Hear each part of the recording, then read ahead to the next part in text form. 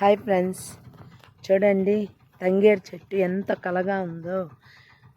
మామూలుగా అయితే పెద్దవాళ్ళు అంటారు కదా, ఈ మనిషిని ఎటిక్కి తీసి పారేయద్దండి, అవసరం తీరిపోయిందని. పాత తంగేరు పండగ నాడుకు కూడా పనికొస్తుంది, ఈ మనిషి అవసరం ఎప్పటికైనా పనికొస్తుంది అనేసి పెద్దవాళ్ళ సామెత ఉంది.